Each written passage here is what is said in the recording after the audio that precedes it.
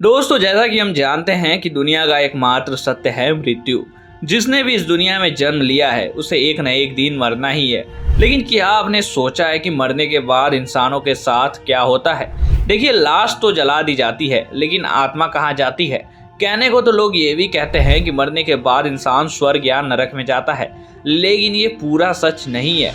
आज के वीडियो में हम आपको एक्चुअल में रीजन बताएंगे कि मरने के बाद आत्मा के साथ क्या होता है। देखिए, ये बात तो सब जानते हैं कि आत्मा कभी मरती नहीं है, ये अजर और अमर है। गरुड़ पुराण में ऐसा लिखा गया है कि एक बार पक्षीराज गरुड़ को बड़ी ही उत्सुकता होती है और वो भगवान विष्णु से पूछते हैं कि हे नारायण, मृत्यु के बाद आत्मा का क्या होता है, और अगर यमलोक पहुंचती है तो आत्मा कितने दिनों के बाद यमलोक पहुंचती है। गरुड़ के सवाल को सुनकर भगवान विष्णु मुस्कुरा देते हैं। वो इस सवाल का जवाब देते हुए कहते हैं कि हे पक्षीराज, मृत्यु के बाद मनुष्य या जीव की आत्मा को यमलोक तक की यात्रा करने में पूरे 47 दिन लग जाते हैं। इन 47 दिनों के दौरान उन्हें कई तरह की यातनाओं का भी सामना करना पड़ता है। इसके बाद पक्षीराज गरुड़ निवेदन करते हैं कि इसके बारे में विस्तृत जानकारी दिया जाए। इसके बाद भगवान विष्णु कहते हैं कि जब भी किसी की मौत होती है तब स्थूल शरीर से अलग होकर आत्मा फिर अपने सूक्ष्म शरीर में प्रविष्ट कर जाती है। इससे पहले तो इंसान ये मानने को तैयार नहीं होता कि वह मर चुका है। वह काफी समय अपने शरीर के आसपास ही मंडराता रहता है। अपने छोड़े गए शरीर के आसपास एकत्र लोगों से वह कुछ कहना चाहता है, लेकिन अफसोस की बात यह होती है कि उसकी आवाज किसी को सुनाई नहीं देती।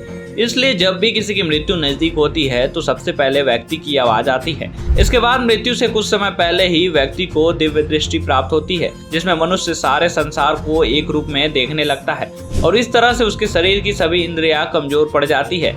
इसके बाद यमराज जी देखते हैं कि इंसान मर चुका है तो वह यमलोक से 2 दूत भेजते हैं और दूतों को देख आत्मा शरीर का त्याग कर बाहर निकल जाती है। आत्मा के शरीर त्यागने के बाद यमराज के दूत आत्मा के गले में पाश बांध देते हैं और उसे यमलोक ले जाते हैं। आत्मा को सबसे पहले एक वैतरणी नदी पार करनी पड़ती है।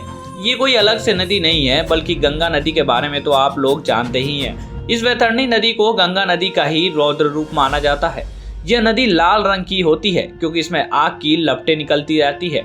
नदी पार करते हुए आत्मा को खतरनाक जीवों का दंश भी झेलना पड़ता है, जैसा कि ऊपर बताया गया था। अब यहाँ से व्यक्ति के कर्म मैटर करते हैं। यदि व्यक्ति ने अपने जीवन में कुछ अच्छे कर्म किए हो या गोदान किया हो तो उसे यातनाएं नहीं झेलनी पड़ती, क्योंकि उसी गाय की पूंछ पकड़कर आत्मा वैतरणी नदी को पार करती है। और अगर कर्म अच्छे नहीं किए तो यातनाएं झेलनी पड़ती है। वैतरणी नदी को पार करने के बाद जब आत्मा यमलोक पहुंचती है तो यहाँ यमराज उसके कर्मों का लेखा जोखा करते हैं और फिर इस तरह से इंसान के जीवन काल में किए गए कर्मों के अनुसार यमराज आत्मा को स्वर्ग या नरक में भेजते हैं।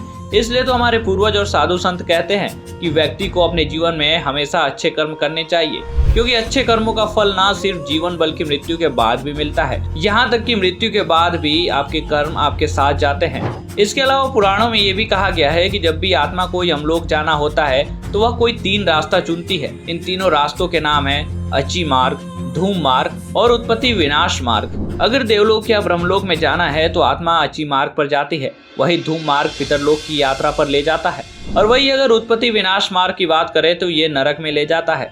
आत्मा चाहे किसी भी मार्ग से आए, अंत में फिर मृत्यु लोक में ही आना पड़ता है। तो दोस्तों, ये देखो जानकारी और मान्यता कि मौत के बाद इंसान और आत्मा के साथ क्या होता है। आप क्या सोचते हैं, इसे लेकर हमें कमेंट सेक्शन में जरूर बताइएगा। बाकी वीडियो अगर पसंद आई हो तो इसे लाइक और शेयर करिए। चैनल पर अगर आप नए हैं या चैनल को अब तक अगर सब्सक्राइब नहीं किया है तो इसे सब्सक्राइब कर लीजिए। मिलते हैं एक नए वीडियो में।